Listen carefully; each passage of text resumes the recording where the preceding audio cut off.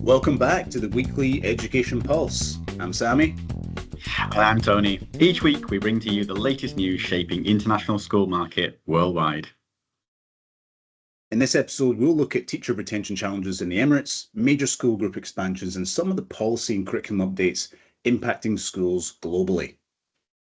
So let's start in the UAE, where teacher retention continues to be a hot topic. Yeah, a recent report highlights that while the UAE remains a popular destination for international teachers, retention is being tested by rising living costs and the salary expectations that come with them. Right, and schools are under pressure. They need to offer competitive pay to attract and retain staff, but they also need to balance that with fee restrictions and operational costs. Exactly, and this isn't an isolated issue. Globally, international schools are reporting increased competition for talent.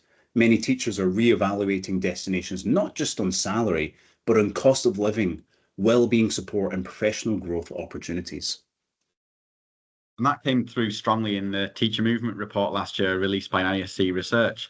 Teachers are asking far tougher questions about housing allowances, workload, career pathways, and even whether the school invests in professional development. Yeah, in regions like the Gulf, the package matters as much as the pay. Rising rents in cities like Dubai and Abu Dhabi means schools that can support housing or offer flexible benefits are at an advantage. Another trend we've been tracking is that diversification. Schools are widening their recruitment pools, hiring from a broader set of countries rather than relying on what the traditional UK, US, or Commonwealth pipelines. And with many teachers now open to shorter postings, turnover is becoming more frequent. That forces schools to think strategically about retention, how to keep staff engaged and invested for longer than just 2 or 3 years. While the UAE still has a strong appeal, high-quality schools, safe living environments, and a vibrant expat scene, the challenge for leaders is to differentiate. Pay alone won't guarantee retention anymore. Yeah, which is why we're seeing more emphasis on things like well-being programs, leadership development, and creating a strong sense of community within schools. Those are increasingly deciding factors for teachers weighing their next move. And staying in the UAE, another big development as the new academic year begins, over 1,000 teachers are being trained to deliver an AI-focused curriculum. This is part of the UAE's wider national strategy to embed artificial intelligence across sectors. Schools are now directly part of that push, ensuring students gain exposure to AI tools, concepts, and ethical use from an early stage. Exactly. And what's interesting here is that it's not just about using AI in the classroom as a support tool, it's about teaching AI as a subject. The goal is to equip students with future-ready skills, preparing them for industries where AI literacy will be essential. We're seeing similar moves elsewhere. In Singapore and South Korea, AI has already been added to elements of the K-12 curriculum. The UAE adopting its signals a commitment to stay competitive in a global education race. And it also highlights the increasing demand on teachers. Training over 1,000 educators in a single academic year shows the scale of the investment, but also raises questions. How do schools balance traditional subject loads with the new skills agenda? How confident will parents feel in this shift? For many families, international schools are attractive because they blend innovation and strong academic outcomes. The challenge is to ensure that AI isn't seen as a gimmick, but as a meaningful addition to the pathway. Done well, it could be transformative, giving students not only technical literacy, but also the ability to think critically about the impact of AI on society. Ties back to the wider global conversation. Schools everywhere are experimenting with AI, but very few are embedding it in an informal way into the curriculum as the UAE is doing. And now we're shifting from the Gulf over to Japan, where Laurus Shinagawa School has announced it will relocate to Takanawa campus and reopen in spring 2026 as the Laurus International School of Science. Laurus has been operating Tokyo since 2010, and this move reflects a steady growth of demand for international early years and preschool provision in the city. Yeah, the new campus will serve children from 18 months up, as well as having after-school programs for elementary school students. It's set in the City Tower Shinagawa West Building, just a short walk from Shinagawa Station. What stands out here is the context. The Conan area is going through a major redevelopment. It's becoming a hub for global companies and startups. Laurus, with its STEAM focus, is positioning itself right in the middle of that environment of innovation. And this isn't just a change of address. We're seeing a broader trend across international schools globally, investing in new or upgraded facilities to strengthen teaching and learning quality and also to stay competitive. Exactly. Families in cities like Tokyo have more choice than ever before, so schools are responding by upgrading campuses, adding state-of-the-art labs, flexible learning spaces, and enhanced digital infrastructure to differentiate themselves.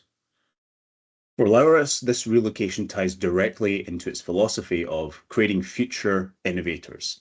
By moving it into a modern facility in Shinagawa, they're aligning their physical environment with their mission, offering spaces designed for STEAM learning and entrepreneurship. It's a reminder that in a highly competitive market, schools aren't just competing on curriculum or fees. The quality of facilities and the learning environment is becoming a major factor in attracting both local and international families. And for our final story this week, we head to Ukraine, where the British International School Ukraine is emphasizing its role as a gateway to international academic pathways, despite the ongoing challenges in the country. The school has been providing students with access to globally recognized qualifications, so GCSEs, A-level, and the IB diploma. That means Ukrainian families can secure international university opportunities without having to leave the country during their school years.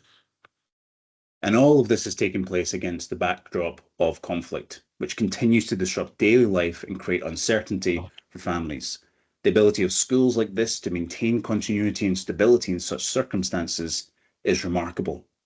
That's right. And international schools can often act as an anchor during crisis, offering not just academic continuity, but also a sense of community and security for students. And this links to a wider trend we've seen globally. International schools positioning themselves as bridges to higher education opportunities abroad, not only for expat children, but also for local families who want global mobility. Even in highly challenging environments, the international school sector finds ways to adapt and deliver, reinforcing the value of internationally benchmarked curricula and qualification. And that brings us to the end of this week's News Roundup. Yeah, but stay with us because now it's time for the business behind the school, where we take a closer look at the operational and financial realities behind the headlines. And this week, we're diving into managing change. It's all about unpacking the hidden dynamics that shape how schools run, grow, and compete. Growth. Sounds exciting, right? New buildings, more students, fresh energy. But operationally, it can be chaos if you're not ahead of the curve. Absolutely. I've seen schools hit enrollment targets, but scramble with no buses, no classrooms, no plan for IT scaling. Growth isn't just about demand, it's about capacity. And there's the flip side, contraction, falling enrollments, budget tightening. Suddenly you're looking at fixed costs that won't flex and tough conversations about staffing or delaying CapEx projects. Yeah, this is where reforecasting comes in. Smart schools don't just budget once a year, they run what if scenarios regularly. What if we lose 10% of students? What if costs spike mid-year? And staffing is such a big one. Whether you're scaling up or down, ratios matter. You can't just react. You need signals, application pipelines, retention data, staff workload metrics. And let's not ignore the human side. Change management is critical. Staff and parents need to understand the why behind decisions.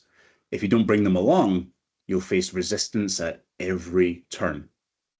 So the takeaway, growth isn't always good and shrinkage isn't always bad, but both require intentional planning and operational agility.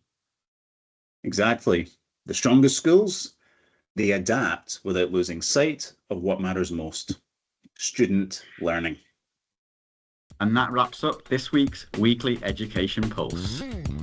Thanks for joining us as we explored the latest stories from teacher retention challenges and AI curriculum rollout in the UAE, new facilities in Tokyo, and the resilience of international schools in Ukraine.